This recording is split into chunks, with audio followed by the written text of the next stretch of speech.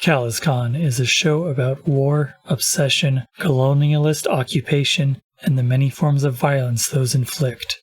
See the description for content warnings specific to this episode.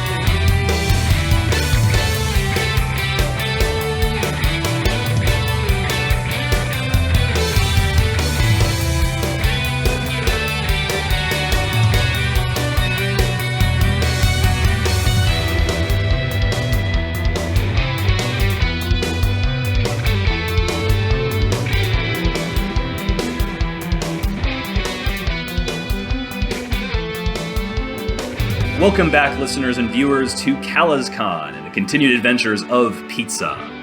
This episode is sponsored by our squad sponsor, John Kings IV. I am Matthew Guzdial. You can find me on Twitter at MatthewGuz. I am also joined by Mark. Hi there, I'm Mark Major. I am playing Topo, our very beat-up scout right now. You can find me all over the place at my last name at MAJCHER, or just go to major.com and that links all my stuff to everywhere. Nice. I am also joined by Cole. Hi there, I'm Cole, aka Ice Cold Brew. You can find me on social media at Ice Cold Brew, and I'm playing Dorian Branch, the rookie of the crew, who also, if I remember correctly, kind of got his shit kicked in a little bit. Everybody kind of got their shit kicked in a little bit, at least. I'm also joined by Alex. Hello, I am Alex. You can find me on YouTube at First5, as well as Twitter and Twitch at First5Review. I am playing Laren Hetzford and his AI assistant, Memo. They are also pretty beat up. Everybody's beat up today. It was a rough night. Yeah, I wonder whose fault that is. Maybe we'll get there in a second. One person who it wasn't their fault is Jake. Hi, I'm Jake Pritchard. You can find me on co-host at Jay Pritchard, and I am playing Azara Sky, Pizza's infiltrator. Physically doing fine, mentally broken. Just a bit haunted. Just a little bit. I'm also, as a surprise guest, joined by Brendan. Hello, my name is Brendan McLeod, and I am playing Red Philodendron, the pizza legislator. You can find me on most social media, either at Sulcata or at _Sulcata. Twitter still exists right now, but there's no guarantee of that in the future.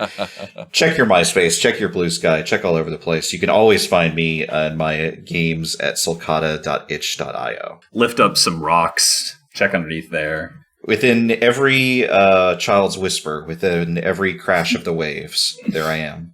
That's beautiful. Damn. So, we're going to start off this downtime with a supply roll. We'll get to why Red is here later. For now, we can say that for the supply roll, you all were targeting a tier 2 faction. That starts you off at 2 dice. You have no relationship with your patron faction. Which, honestly, you're one of the few people who aren't, actively working against your patron faction, as far as I can tell. But that hasn't... Good soldiers follow orders. Yeah, it hasn't worked its way into a +1 yet. We're still working our way there. But unfortunately, Red has led to you all getting a -2 on the supply roll, meaning this is going to be a 0 dice supply roll. So it'll be 2d6, take the lower. I feel like maybe Laren, the captain, should do this supply roll. Okay. You want me to do this as a fortune roll, I'm assuming? Yeah, I think a fortune roll makes sense. That'll be a 2. That is a 2. So, that means you all get 2 supply. So I'm going to drop 2 supply down here. Yeah, it's okay. Hey, it's all right. It's all right. In addition, you all still had left over 2 materiel and 2 personnel. So that's pretty good, right? Oh, there is also the potential of, does side business kick in yet? Because that one's a little wibbly wobbly because we just leveled up and took that. You know what? I'm a fan of the players. And it's also, I should note, yeah, you all decided that you would take side business and you would take workshop. Would you mind reading out side business since you brought it up? Sure. So, side business says, once per downtime, roll dice equal to your tier. You earn personnel equal to the highest result, minus your most negative faction status. Us being secret pizza assassins, I think this is probably the single ability in the entire game that might evoke the lore more than any other. Yeah, I think that's probably true. So your tier is 2. And I think if there's anybody who's going to go be in charge of doing pizza delivery, it's probably Dorian. Hey, guys. Hi, Dorian. So I was thinking we should probably have Dorian roll this. So if you could do a 2-die supply roll for pizza delivery, please. Hold on, I'm putting in the appropriate label for this. Mm-hmm. There we go. Ooh! Hey! Okay, so that gives you all a 6. Really good on personnel. Really wish that the material was in such a good spot, but that maybe tells you where your 2 supply that you just got should go. Yeah. You have 8 personnel right now, 2 material, 2 supply. But check this out. It wasn't just Dorian who was doing pizza deliveries. It was also Antonia Pi, your direct supervisor, who was doing pizza deliveries, and she returns with 1 personnel as well. Also, she returns with intel, and also she returns with an additional mech, a possum. We're just collecting them. Yeah, I think you all get back and Antonia's not there. She's like not at the pizza compound. I don't think that's what it's called, but we talked about you have an underground base underneath your fake pizza shop, right? I guess now real. It's a real pizza shop. Yeah. You're right. I'm wrong. It is a real pizza shop. It's as real as they come. So she's not there when you get back, and then she comes back later with like a massive truck that like has this possum mech in it, and also just has like some loose cash that she just hands over to you all. And then one more thing happens here, which is that because you all took a job from a corporatocracy, you also get +2 materia. Nice. Yeah. We were so worried about you not having anything, but actually We y'all are are so back. Yeah, you're doing How did it really turn out well. this way? How did this How are happen? we so, like, in the green right now? Yeah, this is bizarre. This conversation will never come back and haunt us. Yeah, No. we'll see if we're still in the green after we divvy up the expenses side of this tab. So I'm going to assume that you all are going to want that supply to turn into material, because right now it's 4 material and 9 personnel. Yeah, that sounds right. That sounds Okay. about right, yeah. Also, quick question. We now have 3 mechs that no one actually is piloting in our possession. Is that right? Or did we get rid of that one from the first mission? I could be wrong. Didn't we dismantle the first You one? salvaged the first one. Yeah. Yeah.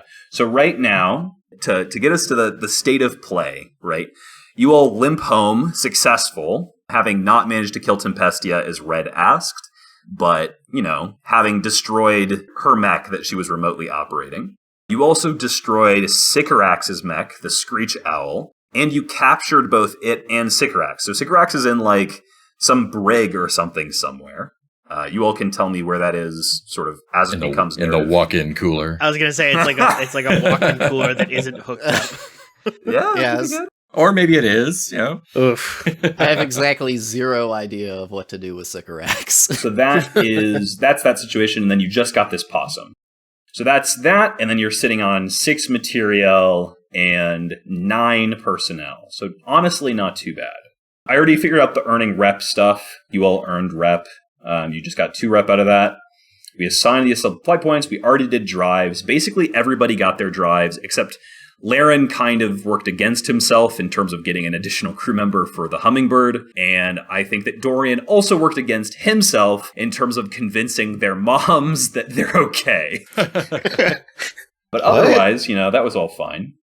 Okay, so now we're at step 6. If you're following along in the book, page 206. This is the free upkeep and heal harm. So everybody could, at this point, spend an amount of materiel, then roll that many dice. Their vehicle would refresh a number of quirks equal to the highest result. Pilots would remove all level 1 harm. Vehicles remove all level 1 damage. And cohorts, which you don't have yet, so I'm not going to mention the rest of that line. So I know a number of you are fresh plumb out of quirks.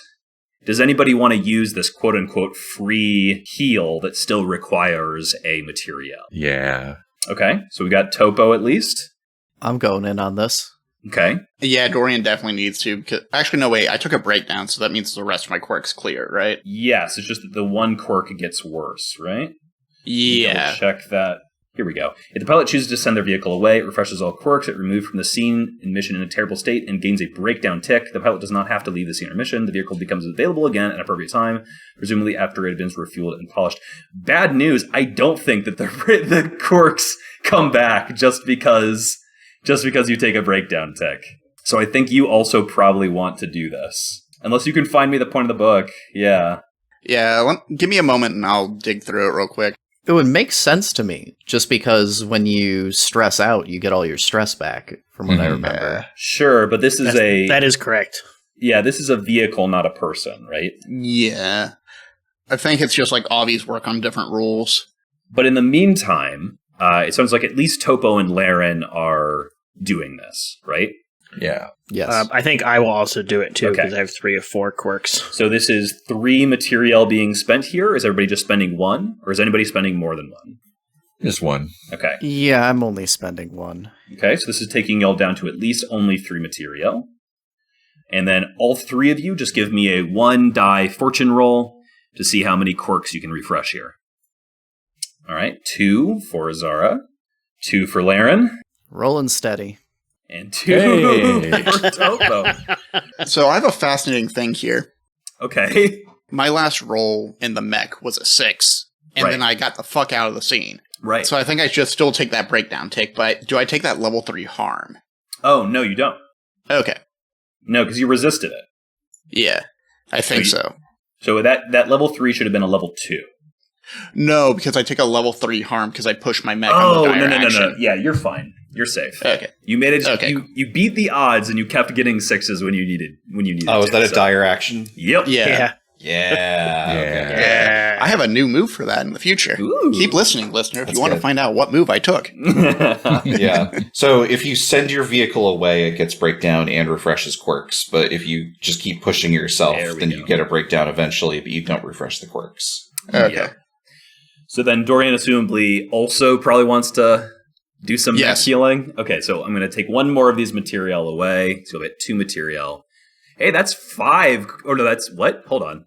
That should be a 1. Okay. I heard roll 2 dice, and so I rolled 2. I'm a fan of the players. Give me a 1d6. Just give me a 1. I believe in myself. I believe. You can't do worse than 1. Let's there go. we go. There we go. Mm. The dice really wanted me to have that 5. They did, and you did. So your mech is totally healed up, even though one of your quirks got worst, because you did push it all the way. And everybody else, if they'd had any level 1 harm or damage, that should also be cleared. But I don't think anybody had any level 1 harms or damages. I did, but it's good. Oh, phenomenal. Had some scratched paint. Oh, phew. Thank God. Imagine having scratch paint. Now, at this point, continuing to follow down here, we got the goal clock stuff. We got trust. Good news on trust. Just doing a quick, how do the factions like you check-in? The early birds now like you +1. Hey. They no longer think you're sus. They now think you are potential problematic faves. The Jacobs Junkers Limited now are +1 with you, and they consider you old friends. And then Tempestia, still at -3 with Tempestia, and that's Arch Enemies Reborn. Hell yeah. Mm-hmm. All my homies hate Tempestia. Send her a fruit basket. Yeah, that's nice. Okay, so now, great news. We're going to roll an entanglement. So, you all went against a squad that you have a -3 relationship status with. That means we're on table A, which is the most buck wild table. In terms of the number of dice, this is 3 minus the squad's relationship level with their patron faction. Bad news on that. You're still at 0. So somebody gives me a 3d6. I feel like this one should be Jake. Jake, give me a 3d6 fortune roll, please. Yeah, you got it. For Azara's protagonism in this last ep. That's a 4. So 4, you all just missed Scramble by 1. By 1!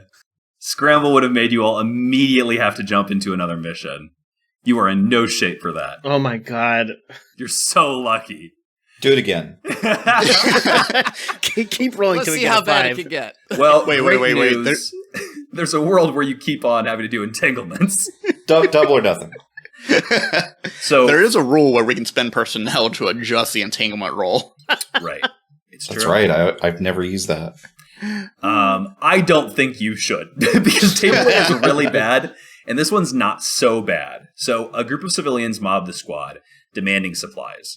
You all were in Zyre Park. I'm going to momentarily move us on the Roll20 so we can actually see the CalazCon map instead of this downtime zone. Zyre Park, as a reminder, is sort of the roughest section, right? It's where all the Hestial refugees have gone. And so I think that, like, as you all tired and broken are heading home, you're just mobbed by this group of, like, Jovangelian refugees who are, like, unarmed, who look awful, right? But who are, like, surrounding your mechs and stopping you from being able to go. And they're demanding that you help them. So you all could choose to give them 4 supply. I would let you just change that into 4 personnel specifically, right? Because that's just genericified in that way, and just be done with them. So that's an option. But you could also do a fortune roll. On a 1 through 3, everyone takes 2 level 1 harm, and you don't owe them anything. On a 4 or a 5, you lose 2 supply points, and on a 6, you wouldn't owe them anything. What do y'all do? Roll the dice. Roll the dice. Roll the dice. I'm hearing roll the dice. I mean, that is the most fun. So in that case, I think that you're going to have to describe me how you attempt to resolve the situation, and then we'll figure out what the fortune roll is from there. Who takes over this? Assumably, like, Laren and the Hummingbird, you could be way up in the air. I think that the people actually being impacted by this... The Hummingbird cannot be in the air right now. It is impaled and requires assistance. I am currently... three-leg racing it with Dorian's mech. Right. Was it the Our Lady of Memes? Yeah. You are impaled. Yes, we are limping along down the road, supporting each other with the Screech Owl between us. We are a very sorry sight. Yeah, so in that case, I think that this is this group of civilians, right, surrounding you two and the Screech Owl, and like Topo and Azara, you know, you can see from a distance that this is happening, if that gives you any ideas about how you'd prefer to handle this. But Laren or Dorian, you could attack or talk to them or whatever. My very first thought is, since we have the Screech Owl, is I imagine like there's like some attempts to placate, and Dorian just like hops into the Screech Owl and activates the that overlay it has to basically make it where it gives you a headache if you look at it. And just pulls the Screech Owl download where it's staring at them, and so they all just have intense migraines and have to go. So there's a small problem there, because Sycorax is still in the cockpit. Right. Oh, I thought Sycorax wasn't in the cockpit. No, remember the cockpit for the Screech Owl is just like the central sphere that controls it. The Screech Owl itself is just a whole bunch of like little mirror drones that like fly around it. Oh, gotcha. At this point, right, sorry, we've jumped back in time. I should have made that clear in terms of the setup. So in the future, we know Sycorax will be in the brig at Pizza HQ. In this moment, Sycorax is still in the cockpit, held between the two of you, disabled and unconscious, but not dead. Honestly, I am also team roll the dice. However, I think that Laren, as a person and respecting the fiction, he would be very inclined to just give the supply. Totally. They're already in an extremely delicate situation. Speaking of Sycorax, there's no telling when they might, try to just like slip out and escape in the middle of all of this nonsense. There are just so many ways that this could go wrong. And Laren does not have it in him to open fire on a crowd of civilians. Totally. He is a wetworks guy, but he's not that wetwork. No, you're going to be like an official military guy after all this is done. Other thoughts? I mean, Topo, Azara, you're sort of in the distance, right? Like, you could do something else here. Azara, you're freshly haunted. I'm not sure if that plays into this. Yeah, I think I maybe wouldn't love the idea of mowing down civilians now that I'm freshly haunted. I think I would look at all of our very broken mechs and think to myself, like, we're going to need cash to fix all of these.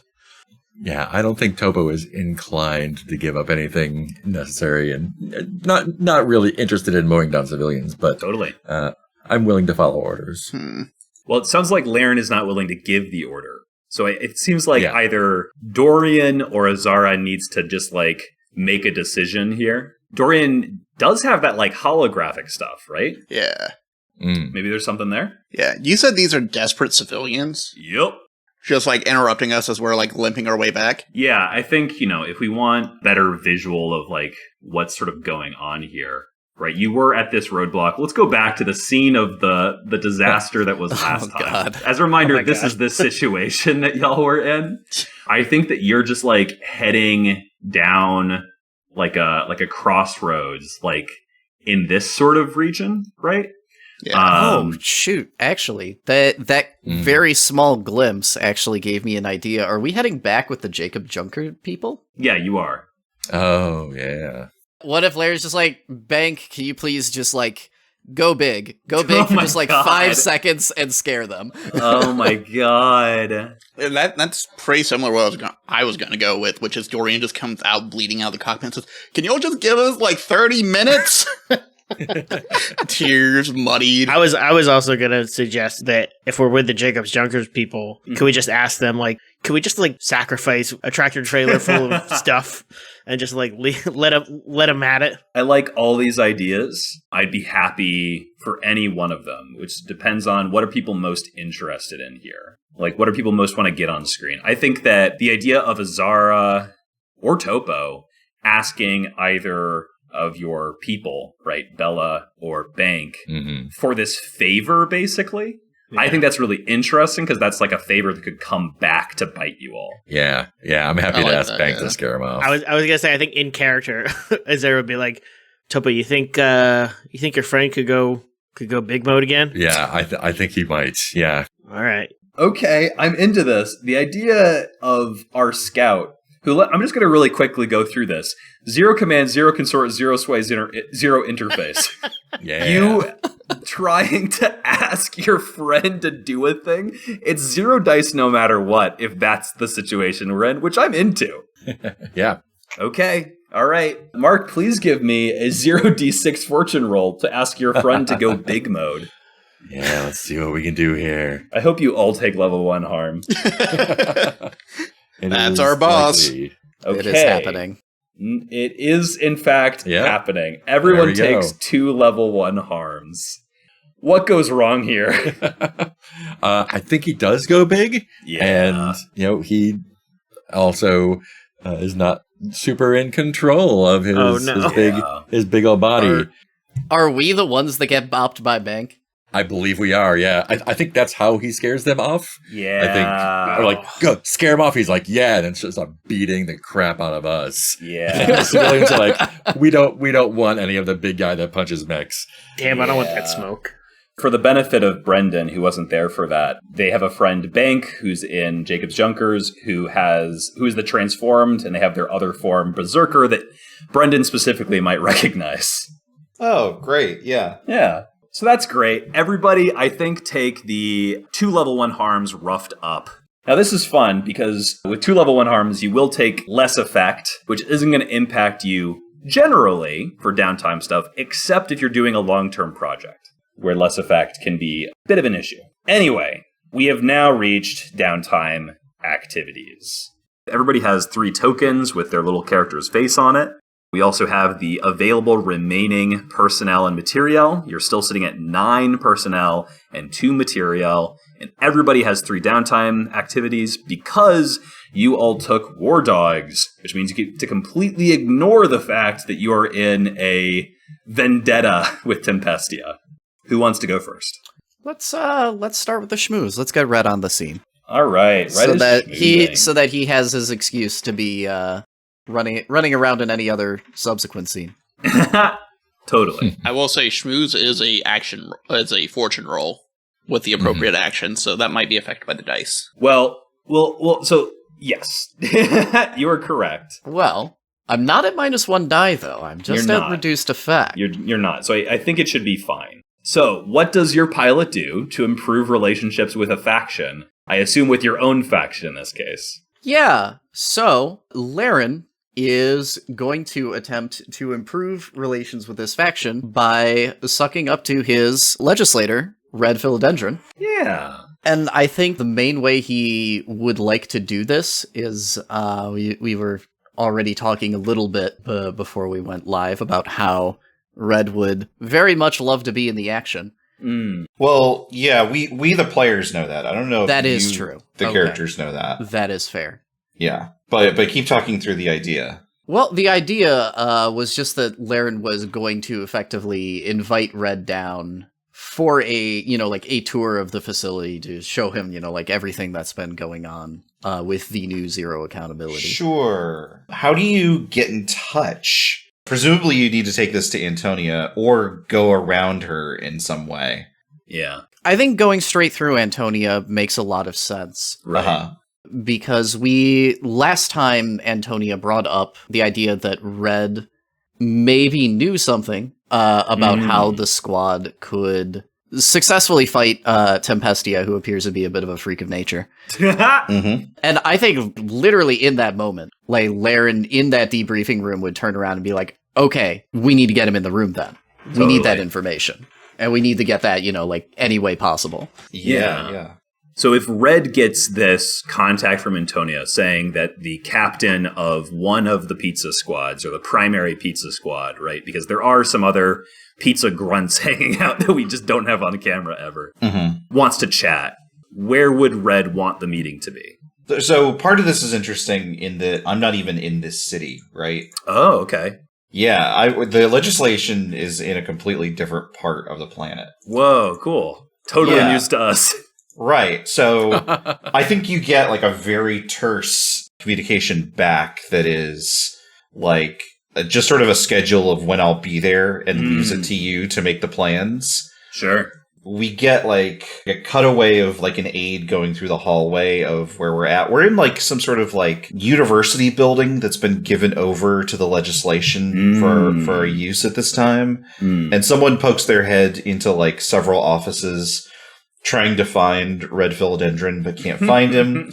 And maybe we get a cut then to like a commercial flight. Red is in the like least comfortable coach seat imaginable, is just like sitting there, arms crossed, eyes closed, waiting for it to arrive. And then it is like whatever the like DFS version of a like Lincoln Town car is, like headed to wherever we think the meetup is going to be. For those who are listening to this and not watching it, can I ask you to describe Red? Yeah, absolutely. So Red is an older gentleman. He could be in his early 50s. He could also maybe be a little bit younger and just look super worn. He has the build of someone who was in the military and was like an active combatant, because he was in fact a pilot and an agent for a long time. He's got kind of a big bushy beard. He wears a very plain, unassuming kind of suit. He's got kind of an Orson Welles kind of figure about him. Rad. Laren, Antonia comes back to you. I think you just get an email, like memo pops up and is like, or Laren, we've got an email, and it's just this schedule, and Antonia sending like, where do you want to meet? He's being difficult again. Ooh, alrighty. What about pick out X or Y time, somewhere in the schedule, and tell him to be at X address, and X address is just literally in front of a pizza joint. This Lincoln Town car pulls up to pizza. Out steps Red, suspicious eyes, out steps Laren from inside and like still bruised, still roughed up. And, like, you just walk him to the secret elevator or something? Red, before stepping away from the car, reaches in and just takes the steering wheel off of the car, brings it inside so that the car won't get stolen again. Wait, hold on. Did your car get stolen? Oh, someone stole this car, absolutely. Oh, I see. Was it Red who stole the car originally? Yes. Phenomenal. Okay, so you two are in the elevator. What is this scene like? Laren probably, like stands a little awkwardly for a few seconds, not entirely sure how to approach this, living legend of the espionage world. Mm-hmm. Before, there's probably like a cough in his ear from Mem that finally spurs him to action. Mm-hmm. And I think he just goes for the straightforward approach. He just goes, it's a real pleasure to meet you, sir. I hope we won't be taking up too much of your schedule, but I thought you might want to see how we're getting along in the field. You might be able to understand a little bit better what kind of support we need to keep on this hunt for Tempestia. I think Red, who hasn't made definitive eye contact just yet, is sort of like standing there straight up, just sort of staring ahead at the elevator doors, sort of twiddles his fingers a tiny bit and says, I've heard the last encounter, the kill mission, didn't quite complete the objective as handed down. I think there's like a moment where Laren is silent, and there's like a quiet gulp, and then the elevator doors open. And he takes the first step out as he starts replying. Well, about that, we did engage Tempestia as ordered, and we actually successfully decommissioned the Noontide Squall. However, it appears that Tempestia was never actually on the scene. Truth be told, I can't help but feel like the whole thing kind of played out exactly how she wanted it to. Well, I mean, maybe she didn't really want to lose the Screech Owl. I mean, that'd be kind of a bit of a crazy thing to want, but like, you get what I mean. I can't help but feel like we got played a bit. At this, I think Red sort of unexpectedly puts a hand on your shoulder and smiles a quiet little smile and says, yeah, that's about how it goes. And walks past you into the facility. I think he starts giving like actual tour stuff for like the next few minutes of like pointing out like, oh yeah, and this is, where our brand new workshop we just got is. And is the Noontide Squall here? No, it is not. Oh, okay, we didn't have enough hands left to haul back the pieces. That's fair. I think this is where we should do the roll. I think so, yeah. I think this is just a consort, which means it will be a fortune roll, 1 die. Now, you could spend personnel ahead of time to give yourself an extra die. You have 9. Or you could spend it after the fact to increase the effect size 1 for 1. Let's see where we're starting at first. Okay. So go ahead and give me a 1d6 fortune roll for schmoozing Red. Ugh. We're keeping it consistent tonight. Another 2. Woof. So that would be an increase of just 1 trust. You could spend a personnel to gain an extra trust, but you could also spend a personnel to just attempt this again later. What would you like to do? You mean as in like an extra schmooze activity? Or Correct. Because it would be a personnel to just do this whole thing again, which might mean, right, if you roll very well, that rather than just getting an additional 1 for an additional personnel, you could get an additional 2, for example. I'd have to roll a 6 to do that. Nah, it makes more sense to just increase the result by 1 level. Okay, so I'm going to take off 1. Oh, go ahead. I do kind of like that for like the fiction as well, with Laren kind of being a bit of a hot mess through this whole thing, and mostly getting by through Mem's assistance and also, just like through the professionalism of all the soldiers underneath him. Red keeps tapping things, then they fall apart at the slightest pressure. Parts keep clattering in the background as like everyone else in the squad are like trying to fix their mechs. They're all swearing at each other. The very sad display as they have to walk past all 4 mechs just completely beat up. Only one of us having engineer. Yeah.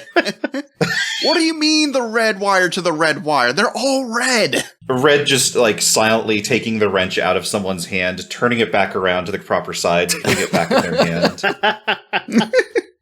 Oh, thanks, boss. What's the personnel spend here for Laren? Is this a gift? Did you bribe somebody? Did you bribe Red? Like, what happened? I don't know if this would necessarily work, since I don't know if this ends with us losing a personnel, but I think it is like Mem working overtime behind the scenes and like ordering people around, and like when something awkward goes wrong, you know, like whenever Laren is talking to Red, Mem is like, you, and you, get in there and like do this, you know, to... Can I pitch you on something? Yeah, sure. I think, you know, we're doing this as a modification to this role, but I really like the idea of like, this visit is just a nightmare. Red, like, spends, like, 10 minutes doing a lap of the place, goes back to the elevator and says, see you tomorrow. And then, like, within 12 hours, Mem and everyone else, like, works overtime to, like, get everything in its proper place. And this time, like, the very next day, Red arrives on his own in the elevator, and it's just, like, night and day. I like that. I like that the personnel is just paying people overtime. Mm-hmm. Yeah, we just work all night to get it looking good. Mm-hmm. I love that. Okay. Good scene. There was a little bit more that I wanted to get to. Oh, sure. That. Yeah, right. Yeah, because Laren hasn't gotten a chance to ask about Codename Flashbang yet. Totally. Okay, my bad. This happens on the second visit. Yes, it totally does. But it also, this might actually be a different downtime scene. Okay. I think that you could get something here, but if what you want is progress towards like securing Project Flashbang or like getting Project Flashbang, right? That sounds like a long-term project to me. Okay. But I still think we should have this scene, but I want you to keep in mind that like you're not going to get it from just hearing about it from Red, but I am very curious how Red describes Project Flashbang. That is fair. Mm-hmm. Okay. How do you approach this? Red's back, things look better. What's this one like? We're at, like, the fountain soda machine. Red does that thing where he gets a little bit from everything. Mm-hmm. Of course. Laren goes out on a limb here. Sir, can I have a moment of brutal honesty? There's no need for that level of formality, Captain. Oh, well. All the same, having fought Tempestia once, well, I'll just be honest. It's rattled me a little bit. That woman, I'm not sure she's human. I don't know how she did half the things she did when we fought her last time. I can promise you, Captain, that she is not human. Are you familiar with the concept of the Furies? Like mythology? Unholy spirits sent from the underworld to torment mortal human beings for their sins. Yeah, sure. I haven't had a ancestry test done, but I have absolute certainty that Tempestia's descent is something a little more chthonic than you or me. But hey, you fought her once and you're still standing here. Before that pause, Laren is just kind of like staring at him with his jaw down a little bit, like, what is this man going on about? As like Red concludes, Laren folds his hands, kind of like parade rests behind the small of his back a little bit. Well, all the same, human or not, we're the ones that have to go in on a second round with her. And I think in this moment, like he kind of like grips down a lot more tightly on his hands behind his back. I don't really know how exactly we're gonna do it, and I might have heard it. It might have slipped out that back in the day you were working on something that could help level the playing field a little bit. Why, Captain, I'm not sure I know what you mean. Look, Red, codename Flashbang. You want this woman dead, we're gonna need it to make it happen. I think there's just the slightest twitch of an eye.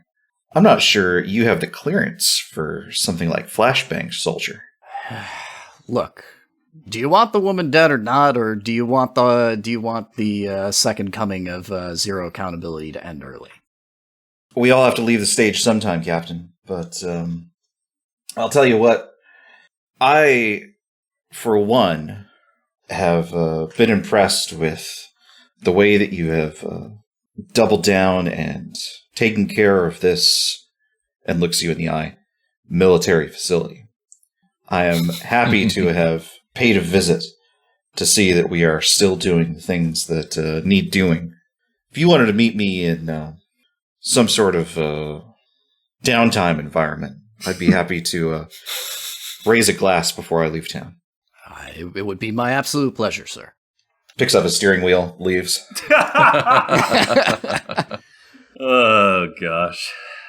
Find someone trying to, get it started. He didn't lock the car, but someone is, inside trying to figure out, a way to get it started. Red pulls out a small handgun and shoots it 3 times in the air, and they run away. Oh, my God. I love Red. Okay, good scene. Who's up next? I love Red, too. I have a proposition. Okay. And I don't know who wants to do it. We are all pretty beat up, and we are Spa day. Mech spa day. we're all pretty short on engineering. Yeah, I think we need a mech spa day. So if we grab an asset, will we have that available for downtime use? Yeah, if we grab an engineering asset. Yeah, you would. You'd have it through this next job, right? This next mission. Mm-hmm. Yeah. I'm not sure that I would be... Oh, maybe I would. Maybe I would be a good person to do that. Yeah, I think depending on how you're planning on doing it. I was going to say, I could go in with you and help out. I'd be like, yeah, let's go to the medical tent. I bet there's someone there who needs a couple extra hours. Well, maybe if we... And they want to ask questions. Hit up my old friends, because we don't need medical help. We need fixing up mechs help. Mechanical help. We need a lot of help, really. Yeah, we need a lot of help. But yeah, maybe paying my old friends a visit and seeing if they have any hands to put on our mechs. Leon mechs. Leon Avi. Okay, yeah. So I like the idea of acquiring an asset and going specifically to your buddies in Jacobs Junkers Limited and asking them for an engineer. Do you just go back to that same supply depot that you were at last time? Yeah, the one we visited last time. Yeah. Last time you all were here, it was sort of all beat to shit, right? Mm-hmm. This time, when you get there, this time Jackson's gone, and as far as you can tell, everything's new. You know to look for it, so you can spot where the asphalt in the parking lot is replaced from where there was a big beam rifle that hit it. Right. But otherwise, it's there was never any attack here. How do you approach this? How do you go about trying to acquire an asset here? Walk in at first and just be like, wow, this place has shaped up pretty nicely. Also, really quickly, if Topo would be cool with it, I think Azara would also come with 100%. Let's do it. To kind of lean on them a little bit. So just so I have it clear, it's Azara, Topo, and Dorian are here? Yeah, we'll let the captain pick up.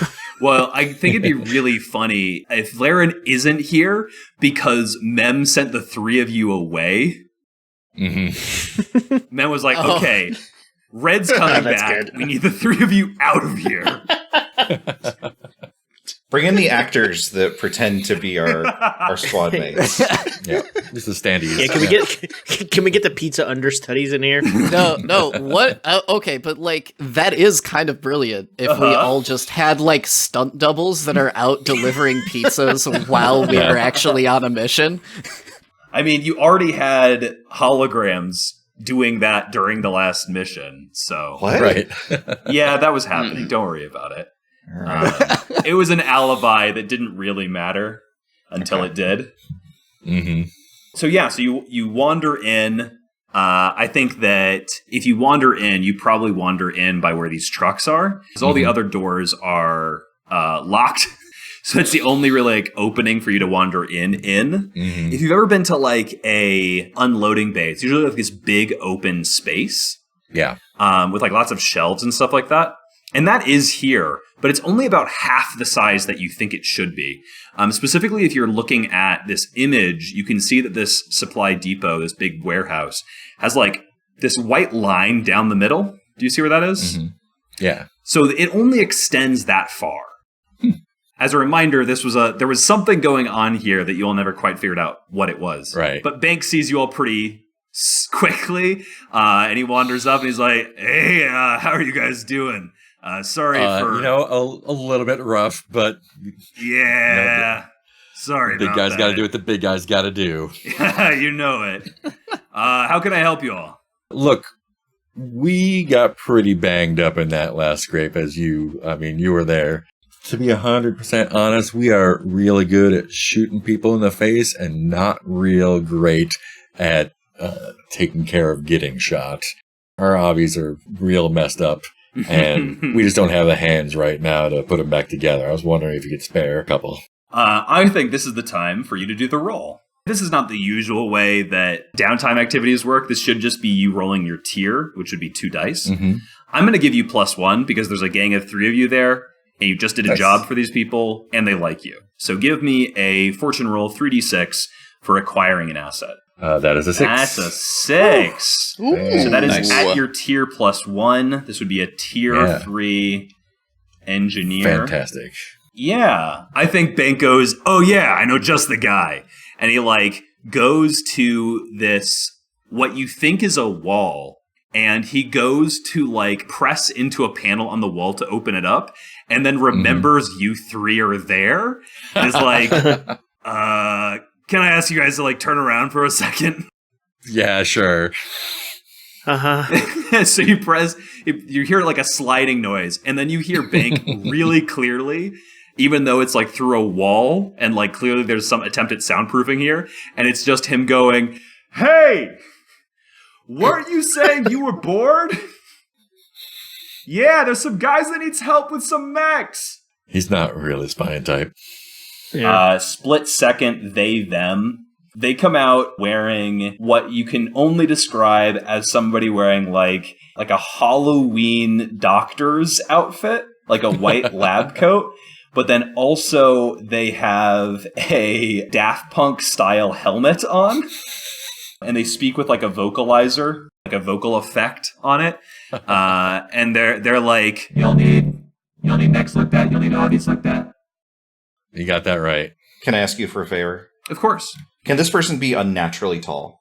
Of course they can be unnaturally tall. Great.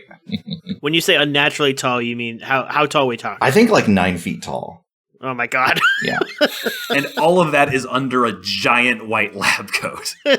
Yeah, so this massive person has to duck underneath this secret doorway that they're not even trying to hide at this point. And walks up to the 3 of you and is like, "You all need obbies prepared?" Yes, we do, sir. Yes, please, sir. Not sir. You can call me Split Second. All right. Split second it is. Lead me to the machines. Oh. You got it. All right. So you have Split Second, the bizarrely tall, non-binary engineer who's tier 3 until the end of the next job.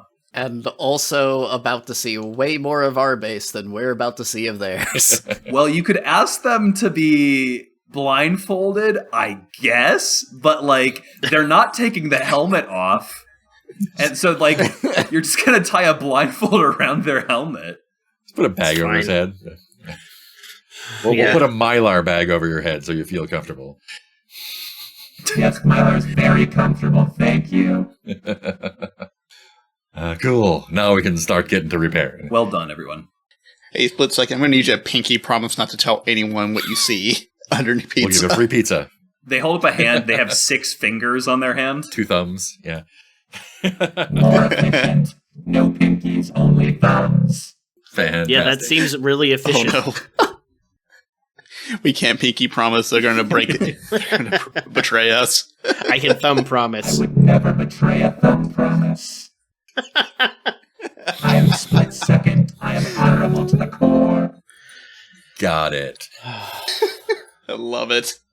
I'm now haunted, but for a different reason. Who's up next? I had an idea about the fact that all of us, I think, are going to need to fix our mechs with our new engineer, but we don't have a ton of material here. That's true. Mm-hmm. Yeah. So I would like to go collect. Oh, phenomenal. This is your first time collecting, I think. I believe it is. Okay. Where are you going collecting? Here's my thought. Okay. Could I go to other pizza chains and, like, intimidate them into giving us money? I mean... Basically, my idea here is that because we're now a legitimate side business... Yeah, legitimate. Uh-huh. Yeah.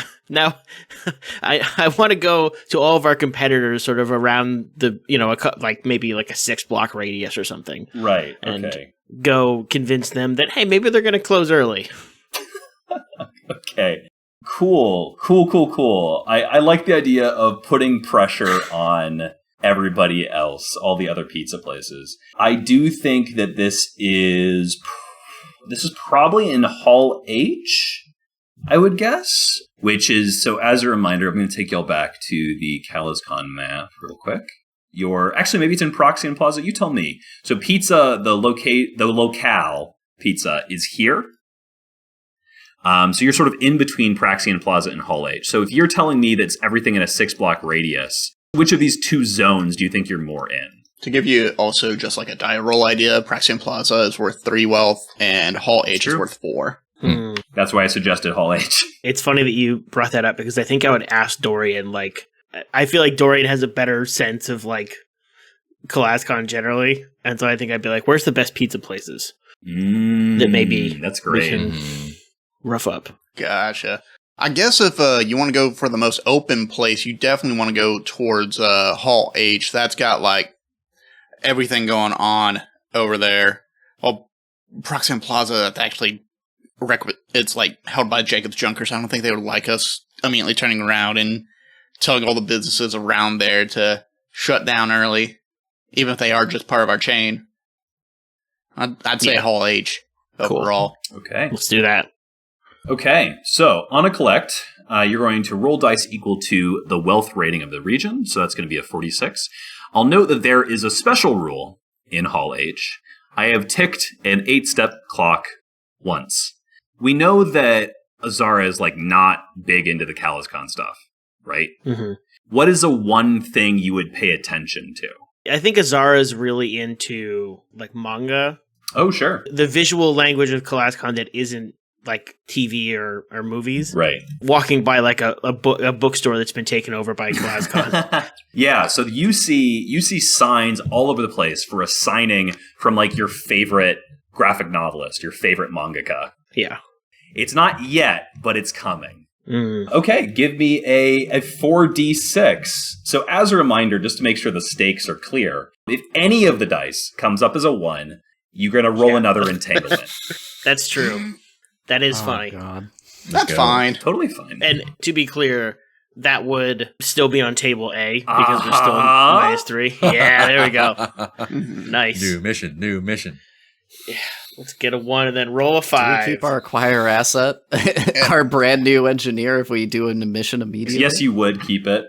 You get a 6, so that is a total of 6 supply points. I'm going to assume you want that all in material. Yeah. Mm-hmm. Just cram it all in there. What does this look like? I go to a handful of these pizza places. Right. And I think for at the first one, I do the classic, like, mob boss, like, oh, it'd be a real shame if this pizza place, burned down or whatever. But I think. Do you slip into a fake Italian accent?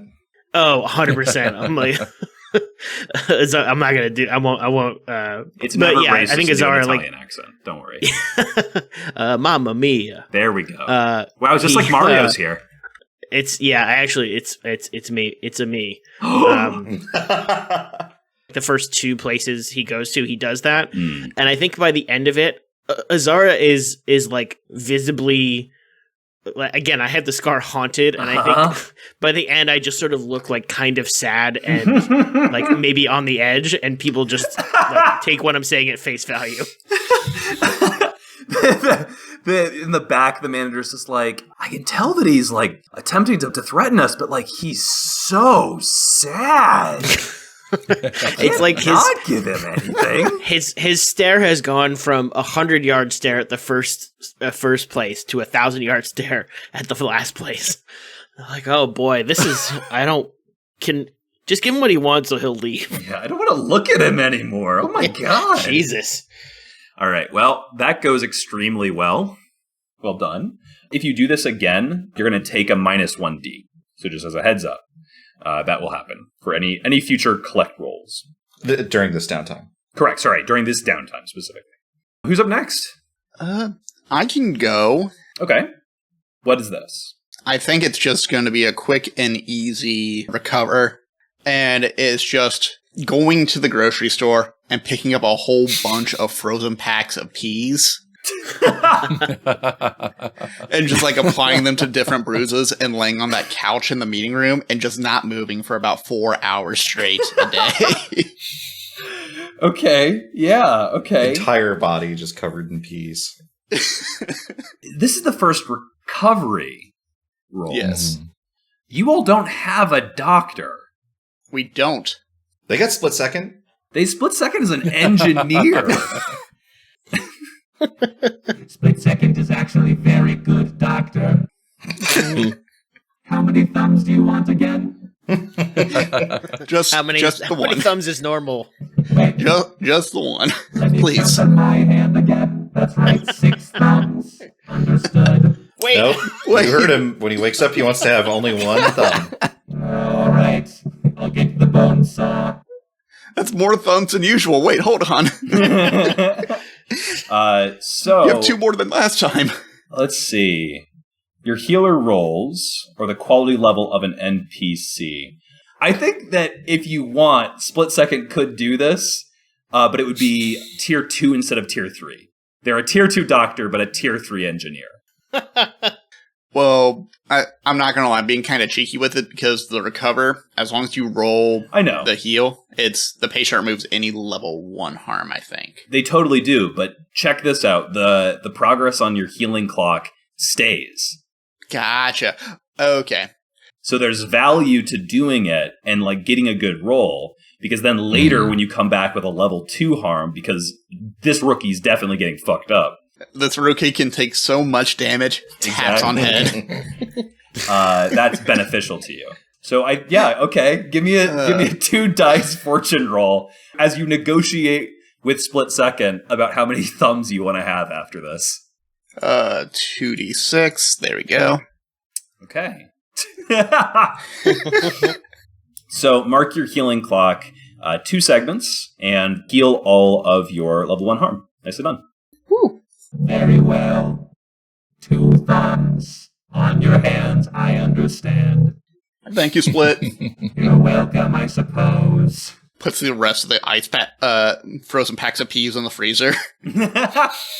Bet we could put that on a pizza later. Says a grunt nearby.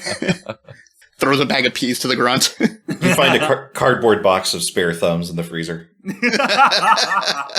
Don't worry, I grew those myself. Don't be weird about it. Yeah, This one comes with a knife attachment. That's normal, that's for me. Don't worry about it. So that's Dorian. Everybody's done one of these.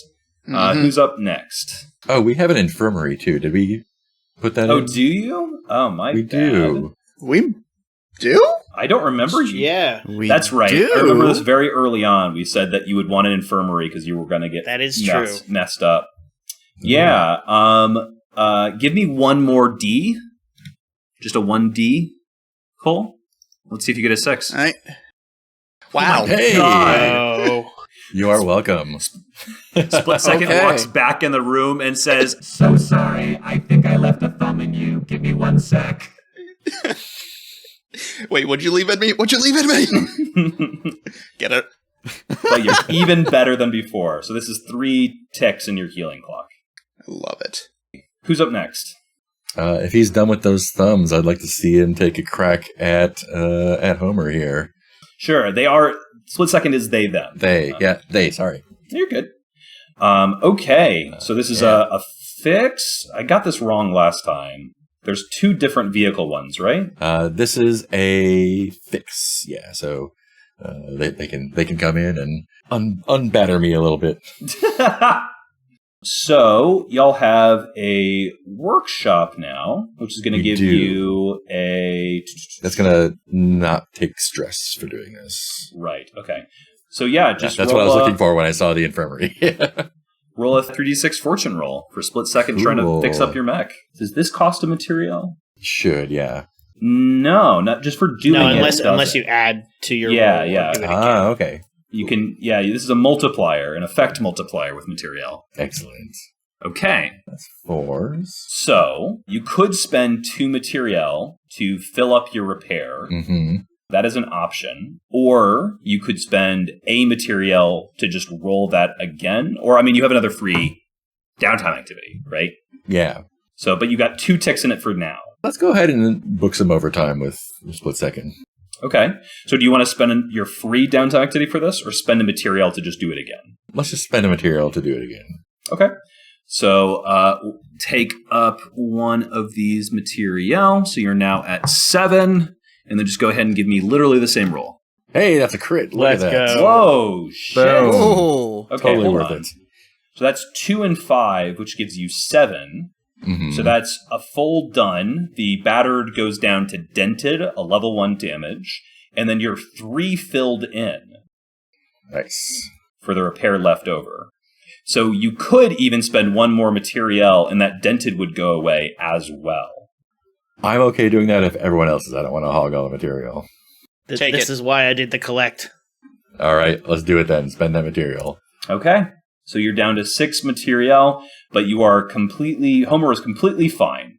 All right. You have a very good hobby. Thank you. You are welcome. You have a very interesting look. I really like a person that stands out. Yes, I stand. Yep, you sure do. All right. How long have you been working on obbies like this? What year is it? That's a great question. We use different calendars. That was a joke. Oh, see, funny too. You got a little bit of everything going on there. Yes, after a lot of work, I have a little bit of everything. Cool, I will leave you to it then. All right. And that doesn't help you at all with quirks, does it? No. Yeah, that would be too nice. Yeah. That's damage and quirk separately. That was the thing that we mixed up last time, or that I mixed up last time. Mm-hmm. Okay. So that is 2 from Topo. We've got a fix and an acquire asset. Who is up next? If you can believe it, I would also like to fix. What? Yeah. My God. I have 2 level 2 harms or damage. Split second leaves Homer, walks 5 massive steps to the right. And what is the name of this one? Me or the AV? The Daft Punk helmet turns to face you, completely expressionless. This is like a fox. I'm Azara. Thank you, Azara. Yes, what seems to be the problem with like a fox? Well, as you can see, how do I describe this? I got smushed. I had a rival Avi, an enemy Avi, sort of took my Avi and sort of crushed it in its hands. That can happen. Do you have armor? Not that I know of. My suggestion would be to give like a fox some armor. They would benefit from it. But for now, I will fix your Avi. That's very nice of you. Thank you. It was not niceness. Sure, I guess we're... Are we paying you? Don't answer that. Working on Avis is reward enough. Split Second has problems with committing too much to labor. You should really learn how to take a break, you know? Yeah, maybe later anyways. Give me a 3d6. That's a 6. 6. And There your you repair go. was already at 2, so that 1 rolls over. Both the crushed and battered go down to a level 1 damage. And that's before spending anything. So you are, let's change this to the battered turns into dented. We already agreed on that. And I think the crushed turns into strained. So strained and dented. Do you want to spend another material to do that thing again? I think I would like to, yes. I think it makes sense. If you get another 6, you're just done. Okay, so I'm going to take that. You're right now at 5 material. Go ahead and give me that 3d6. Phenomenal. All right. Split Second is the most efficient engineer on the planet. It's all the thumbs. Yeah, when you're right, you're right. People say nothing but thumbs is a bad thing. They haven't met Split Second. Hey, six thumbs means you can have 3 Now tools you're going at getting once, it. right?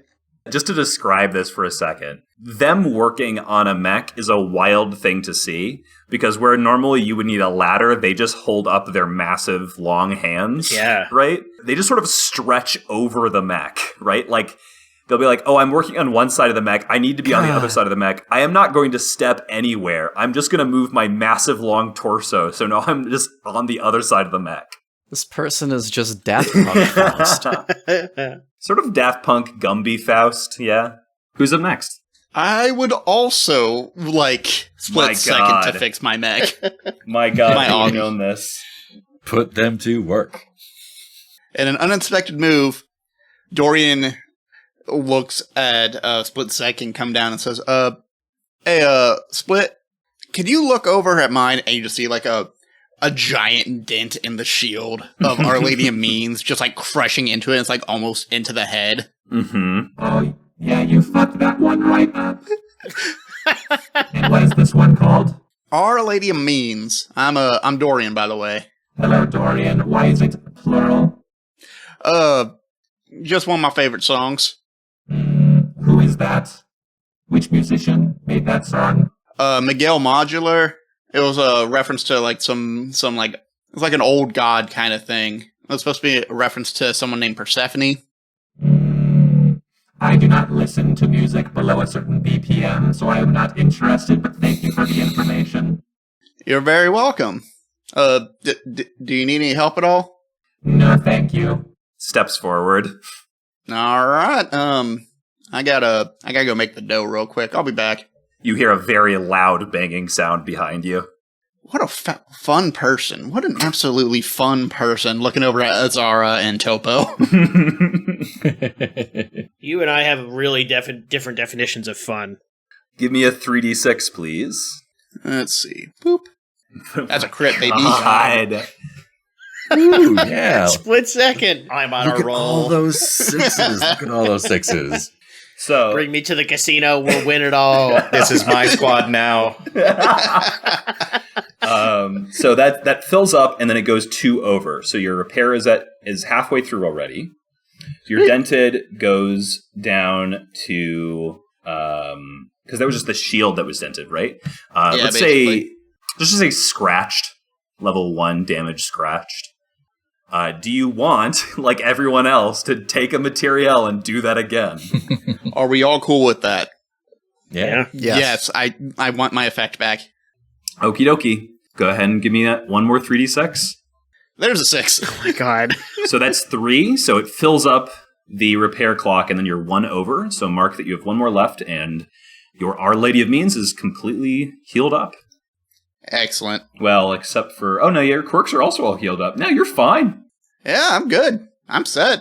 Yeah. I gotta do a couple other things. If we have any material left, I might ask if I can do 1 extra downtime for like a quick thing. Well, as a reminder, you can only store up to 4 material and 4 personnel. We gotta use some personnel. Yeah, I need to start eating it. Oh, we're gonna. Oh, don't worry. This is a personnel thing on both counts. So Good to hear. Laren, are you also fixing? I would like to, but I kind of think I need to figure out this whole red situation first. I think that's priority one when your hummingbird is impaled. Yes. Wow, Laren is an incredible captain. The rest of the hummingbird crew is just like bumming around the pizza place. They keep getting in the way because they can't be on the hummingbird. It's a health risk to be on the hummingbird right now. Okay, I love this. I love this for Laren. Is this a long-term project? I think that's what it comes at. Oh, but we were just talking about this before. Maybe Laren needs to do a recover before he could do a long-term project. It's up to you. No, there is way too much to do. There is no time to rest. He is going to show up still bruised. Phenomenal. I love this. I love this for Laren. Okay, so this is going to be a long-term project. And is this long-term project to understand Project Flashbang, or is it to get Project Flashbang? Here's what I'll tell you. If it is to try to get Project Flashbang, that is going to be a pretty dang long project. I think I'll just make this a squad thing. I can't do larger than 8-step, huh? Because I think that what this would be is it's either going to be... I don't think there's any world where you can just do it straight up. I think that it need to be a 4-step to figure out what it is, and then probably a 8-step to get it. Maybe a 6-step. We'll see how well you roll. Okay, yeah, that seems entirely fair to me. Okay. So we're going to do this squad project. It'll be 4, and this is Discover the Truth of Project Flashbang is the name of this one. Would Laren go to the squad to ask for help to figure out what Project Flashbang is? That's interesting. I don't know if he would at this juncture. Okay. Because I think he is still of the opinion that he can, if he wheels and deals right, he can just get Red to tell him. Okay. I like this characterization for Laren. Mm-hmm. I think he is pinning right now. He is pinning his hopes on Red and the fact that his superior probably has his best, the best intentions for his squad and doesn't want them all to die. That's an interesting idea. Let's see how that works out for him. Yeah. I feel like Laren's currently on like a celebrity prank show. It just cuts to Red, like, menacingly whittling a piece of, like, a stick into a spear or something. Make him roll another entanglement. Okay, so where does Laren find Red this time? It's fair to say Red was not so subtly saying, hey, we're on a military base, I'm not going to talk about this here. Yeah, I've got an idea for where we could meet up. Okay. I think this is like a speakeasy that is also a bowling alley that has been completely overtaken by CalazCon attendees. Yeah, it's a bowling alley, but instead of beer pitchers, it's tequila pitchers. Yeah, a little highball action. Now, hold on. Is the speakeasy that's a bowling alley called highball action? Oh, perfect. Yeah. Okay, so you go to highball action. Is this the invite from Red? Yeah, I think there's a call to pizza. He's making this from the car phone in whatever this car is. Of course. It has a curly wire attachment to the central console or whatever. Mm-hmm. Like it was made in, 1984 or something like that. Mm-hmm. But yeah, like I think Red has scouted this place out and says, meet me here. Well, I think he says, hang on, I think you have to know a secret knock to get in. I'll call you back. And then calls back 10 minutes later, like huffing and puffing, and is like, okay. Buzz twice and say tornado. I'll see you at 8. Is this like literally the day of? Mm-hmm. Yeah, I think so. Okay. Red's only in town for a certain number of days, right? Okay, then yeah, Laren will go there. Is there a good way that he could potentially, I guess I guess I don't really need to do anything special to get Mem with him. We've had scenes where No. she's been in his ear previously. Or, elsewhere, other body parts. Anyway, not important. We'll talk about that later. Okay, going to the highball action, buzzing twice and saying tornado. You're with that fucker. He beat me up. Come on in. I don't want to be beat up again. Good choice? Yeah, thanks. I'm real smart. Get in. Okay. Where does Laren find Red? I think the number of con attendees here cannot be overstated, right. And that they are like all over the bowling lanes, but they are not bowling. They have turned it into like a karaoke party or something like that. They are singing like anime openings and stuff like that. Mm-hmm. Some of them are dancing across the lanes. Mm-hmm. It's one of those like neon bowling lanes, so all their costumes are lighting up and stuff like that. Incredible. I love that. Are there like multiple songs overlapping simultaneously between all of these different lanes? Yeah, probably.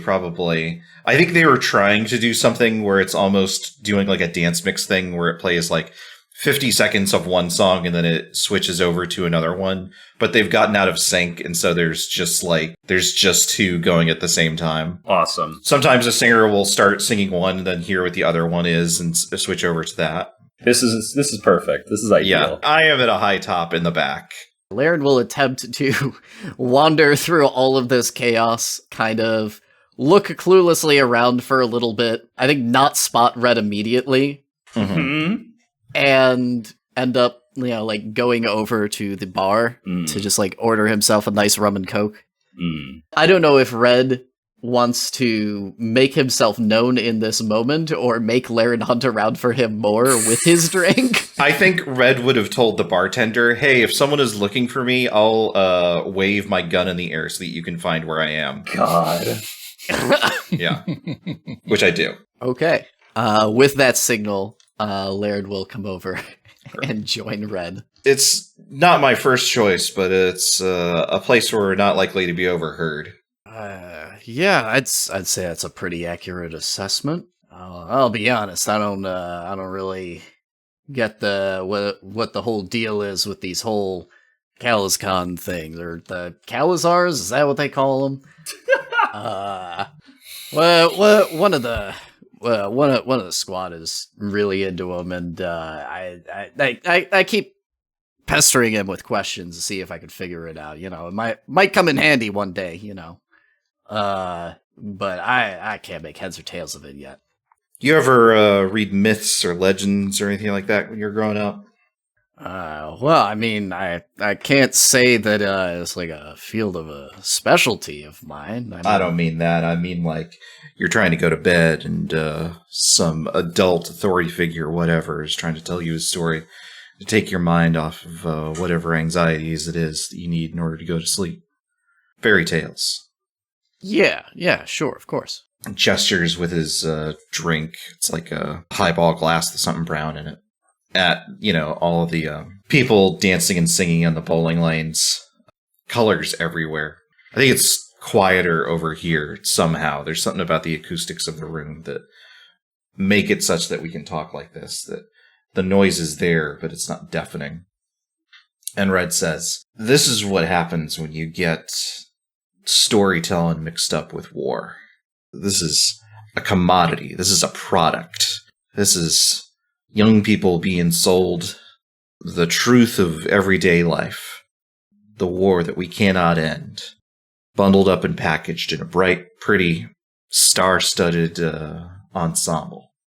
As far as propaganda goes, I mean, it's certainly incredibly bizarre, but maybe that makes it the best propaganda. I wouldn't know terribly well. It's bizarre to you and me. It's bread and butter for these folks. This is their culture. This is their environment. Allegory of the Cave. Allegory of the Cave. Yeah, of course, yes. I know the people in the cave, they love the shadows. They can't get enough of those crazy, crazy shadows. They sing the opening's theme song to the Shadow Show every single day, morning and night. No, I was, my apologies, sir. I was just struck by a sudden thought. I was thinking, of course, Red. What are you drinking? I've got a nice rum and coke here. Great. Finishes his drink, goes back to the bar to order another of his and another of yours. Comes back like 15 minutes later. Has like it's kind of like a Burger King Kids Crown, but it's themed after one of the shows. Takes it off when he gets to the table, just sets it on the table. Puts a fresh rum and coke next to yours, regardless of the state of yours. I think Laren is halfway through it at this point. So what can I tell you? You want to know about Tempestia? Yeah. She's, well, there are a lot of things she does that I don't think anybody should really be able to do. A number of crazy things that happened in our last engagement. You read the report. It's all in there. I did. I read the report. I know what the report says. I want to know what you say. Get specific. Tell me what it is you need from me to keep you alive. All right. Thing number one. Obviously, there's I don't know really how to explain it properly. It's well, you've probably seen it. But she does this thing where she's just, I don't know how to describe. She's just gone. You think she's in one place and then she's in another. She's fast. Oh no, this isn't being fast. My ship, the Hummingbird, that's fast. This is like being in two places at once. All right. You're a captain. You're dealing with a situation of impossibility. You're looking for a solution that can either make that impossibility possible or counter it with some other impossibility, yes? I was mostly thinking about how to stop it. Yeah, you're saying that you can make us do the same thing? Those are your words, not mine. I think this is probably where the role is, actually. Yeah, I think so. So, if this is a long-term project, then this is just a fortune roll. This is definitely a consort, right? Like, this has been approached as a consort, for sure. I think that there's nothing about this that would mean you being roughed up couldn't have this conversation, so I'm going to let you just roll that one die. Can I push myself?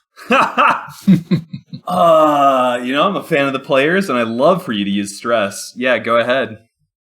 This feels appropriate. I think Laren is more than a little obsessed with bringing down Tempestia at this point, and this is his one shining string to grab a hold of. Right. Oh, we finally did it. We got a 6. Incredible. Incredible. Brendan, what happens?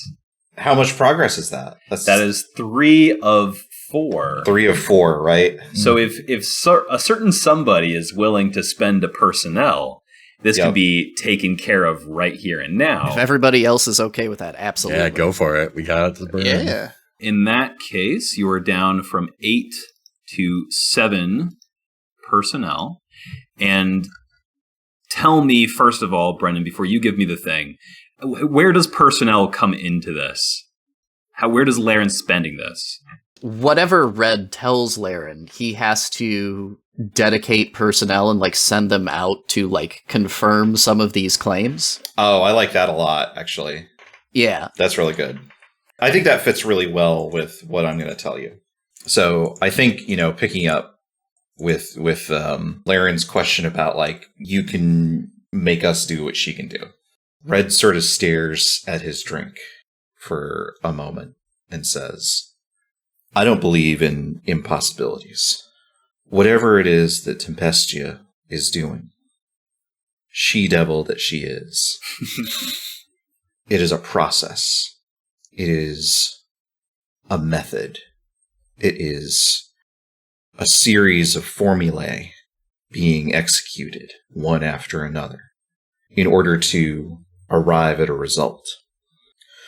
So, starting from there, we determined, Opal and Violet and Quicksilver and I, that if she was able to do all of those things, then it stood to reason that we could figure out some way, if not to do those same things, but at least keep pace, at least observe, monitor, and like any experiment in the observation, alter it, such that if a pilot equipped with Project Flashbang were to engage Tempestia, they might be able to even the playing field, at least where going fast is concerned.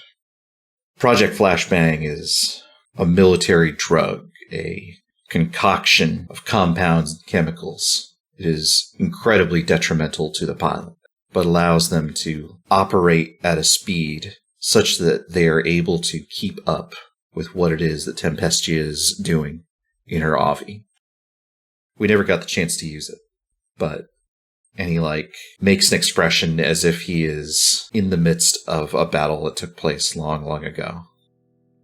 But if there was something that was going to get you over the finishing line, or at least she doesn't cross the finishing line, Flashbang might be the thing to do it. I think the second the fact that this is a performance-enhancing chemical gets mentioned, Laren's expression just drops. I think it takes him a lot of work to kind of try and force himself to have a neutral expression again as the conversation goes on. His first question after all of that is, hold on, you said detrimental effects. Long term? Without a doubt. There is a reason zero accountability does not exist any longer. Captain.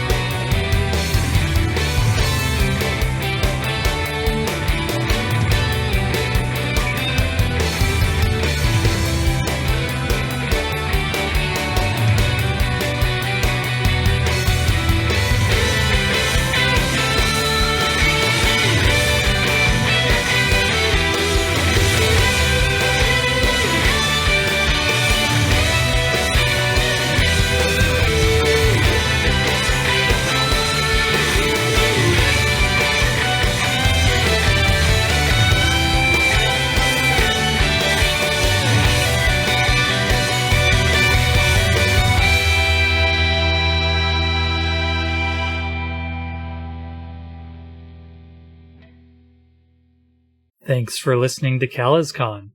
This episode was edited and sound balanced by Christine Blight. You can reach her for voice acting at cvblight@gmail.com. The show's music is by Devin Nelson. You can find them on all social media at Devin Decibel. If you'd like to support CalazCon, you can find us on Patreon at patreon.com/CalazCon.